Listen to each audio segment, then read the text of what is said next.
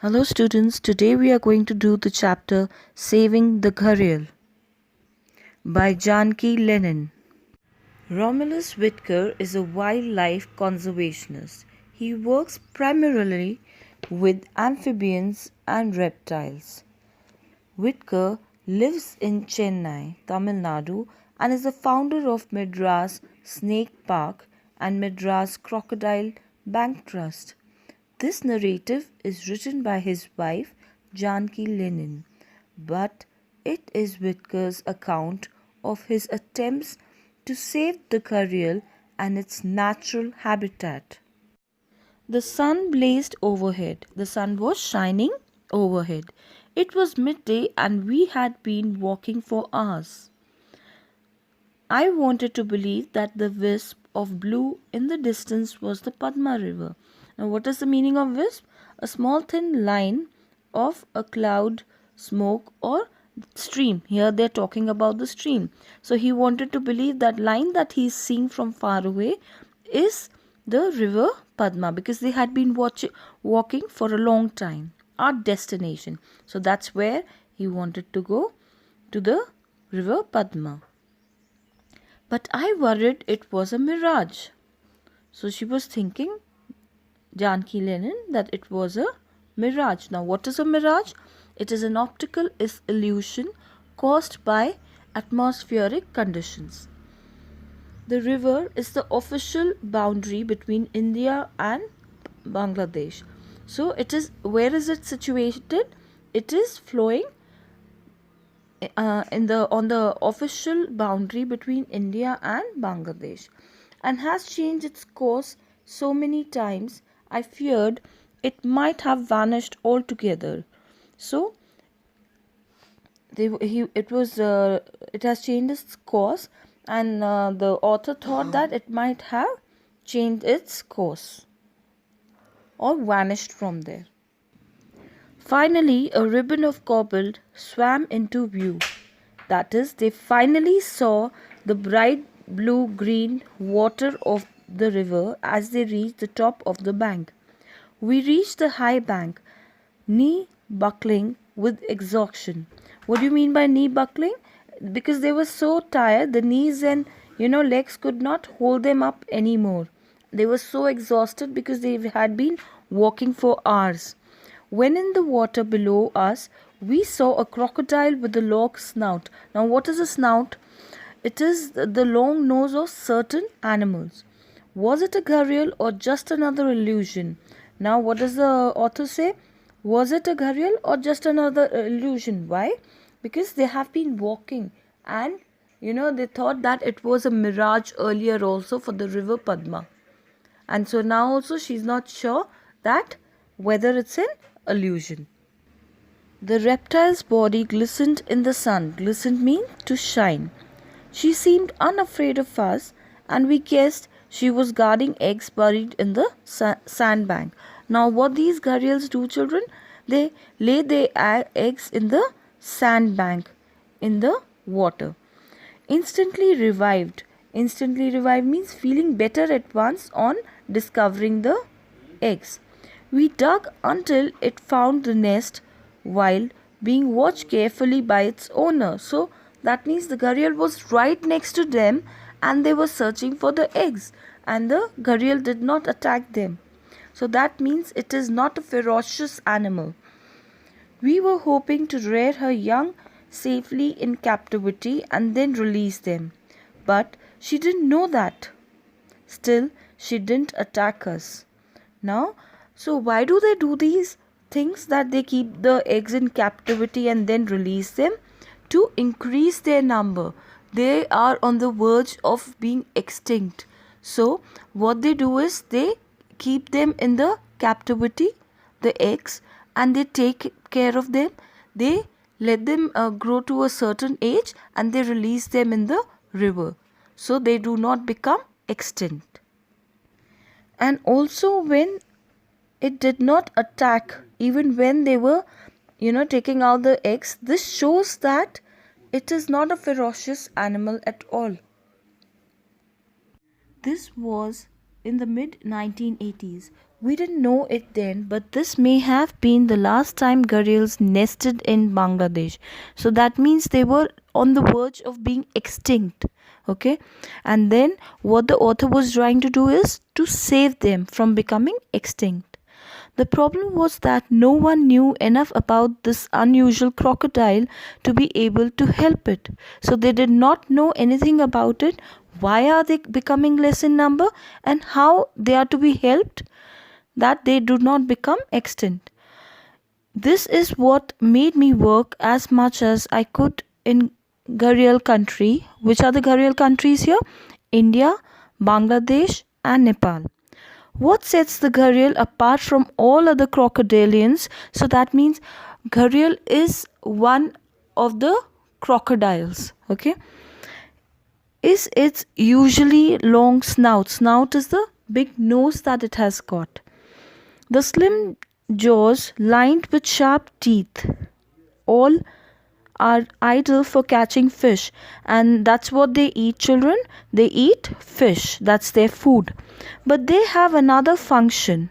When a male reaches adolescence at around age 12, so at 12 they become adolescents, a strange appendage begins. Appendage means a body part or organ that is smaller and less important than the main part that is attached to it. Growing on the tip of his snout. Snout is his nose, long nose. This is the ghara, the Hindi word for pot, which it resembles. And it completely covers and presses down on the nostrils. So that's where it covers up. When the male breathes out forcefully, it produces a noise that carries across the water. So this male gharial, it breathes out very forcefully, and that noise, it goes across the water. The politest term I can come up with for this noise is buzz snort. What is buzz snort, children? To force air violently through the nose with a rough, harsh sound. It serves two purposes. What are those purposes? Let's see. To attract females and to warn off rivals. We once heard the bus snort in action near Rajghat on the Chambal River in northern India. So that's where the gharials are formed. Where? In Chambal River. We saw a big male gharial and heard his underwater territorial jaw clap. Now what is this? This is bringing the jaws together with the loud snap to scare other male gharials, done to show that the male gharial is in control of a certain area. So they must have, made their areas that no other gharial, no other male gharial is supposed to enter that area. The gharial is the only crocodile to advertise its presence in its way underwater. Some biologists think this could be method of stunning prey as well as making territory. Now what is stunning prey? That is hitting the animal you are hurting hard on the head, making it unconscious. And making territory is showing that a portion of land belongs to you. So though it was winter, a time when crocodiles bask on the sandbanks, to warm up, this male spent most of his time in the water, alert to any male who might try to enter his position. So all the time these males were on guard so that the other male does not enter their territory. Fights between male gharial involve terrific display of prowess. What do you mean by prowess? That means great skill at doing something. The territory holder surges forward. Surges forward means moves forward with great power and speed, churning the water into froth. So like when they hit the water, so the sand gets mixed up with water. So if the other gharial is not frightened away, the two males then fight. If the other male does not get frightened and run away from there, then they have a fight for their territory. Their slender snouts clash like swords in the air. So how do these gharials fight? With their snouts. Their snouts are used as swords for them. Though they seem too fragile for such violent actions. What does fragile means? Easily broken or damaged. Indeed, you can often hear the crack of a tooth. So while they're fighting, even their tooth gets broken, or bone hitting bone. So one bone gets hit with another bone. So even their tooth might break in the in the fight, or even their bones might break. Eventually, one gharial will prevail and the other will retreat. So in that fight, one will prevail means win over an opponent after some effort, and the other will retreat. Retreat means it will go back. After the males complete the stage, it is the females who go to war, battling over the best nest sites. So they need for laying their eggs. So they need a very good site. So for that, these females have a fight. Once the fights are over, a mother gharial makes a nest hole. So why does she make a nest hole? To lay the eggs. That is 40 to 50 centimeter deep. With her hind leg feet, into which she lays about 50 large eggs. So at a time it can lay up to 50 large eggs. She then covers the nest, tossing sand over the area to hide her tracks from predators such as hyenas, jackals and mongoose, before returning to the river to keep watch from a distance. So she wipes off the tracks so that these animals do not attack the eggs. Many crocodilians are attentive parents, but little was known about how gharials care for their young until I observed a captive breeding population. So they were observing how they were breeding. One day I noticed a mother begin to dig up her nest. So she was digging up the nest. As I got closer, I could hear her babies calling from beneath the sand. So the babies were beneath the sand. Just as other young crocodiles do, it can take mother crocodiles hours to help their babies reach the water, as they cannot see exactly where the youngsters are. So their eyesight is not very good. So it takes long time for them to help their babies to reach the water. They often mistake rocks, eggshells, clods of dirt, and even baby turtles for their own young and will tenderly carry them to the river. So they do not understand what they are carrying because of their eyesight. So they take even dirt, or maybe eggshells, or maybe rocks or turtles. They think it's their baby and they carry them to the water, to the river. Female dug with her front feet until she flipped out a baby. So she was digging underwater in the sand until she flipped out a baby, until she took out the baby, which landed by her hind feet. So which landed by on its hind feet. She excavated the rest of the nest and then turned around and slid into the river. Excavated means dug the ground and found things. What was she searching here? She was searching here for her babies, because she had laid the eggs there, covered it with sand. Now the babies were being hatched, the babies were coming out of the eggs, so she's trying to get them out of the egg. Her 36 babies followed, rather like ducklings. So wherever she was going, her babies were following her. Alerted by all the activity, the male stayed nearby. So the male was always nearby, alerted by whatever is going on around them.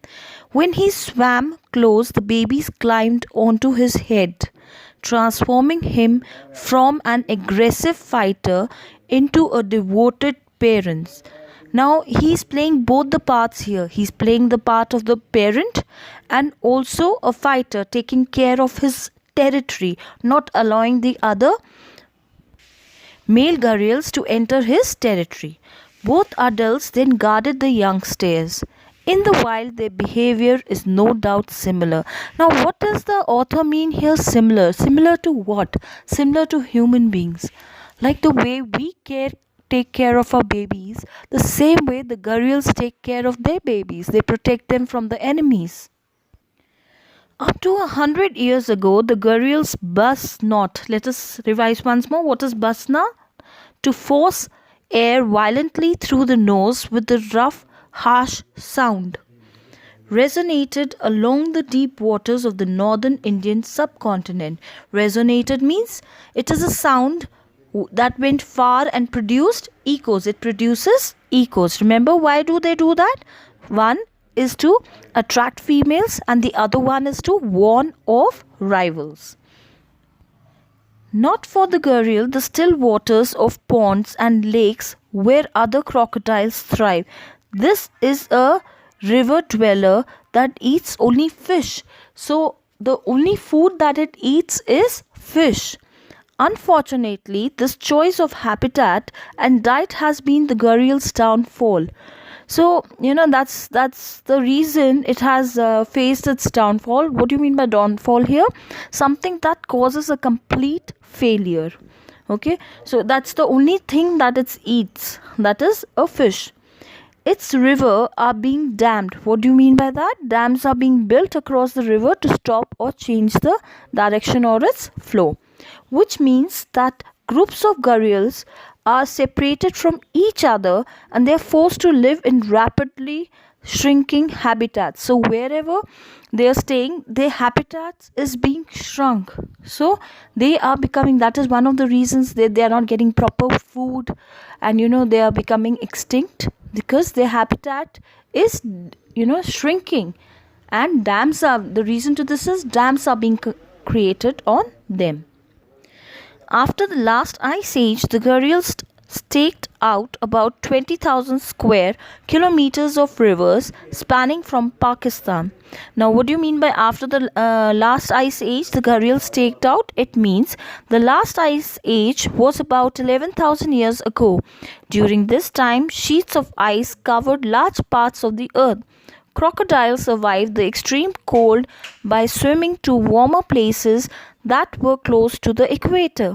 They adapted to the new climate after the ice age, and when the melting ice led to flooding and the creation of new land masses, the crocodiles were able to find suitable habitat, and staked out means began to live in. To Myanmar. Today its domain is a mere 200 square kilometers and gradually decreasing. So it's the area that it occupies is just 200 square kilometers, okay, where the gharials exist.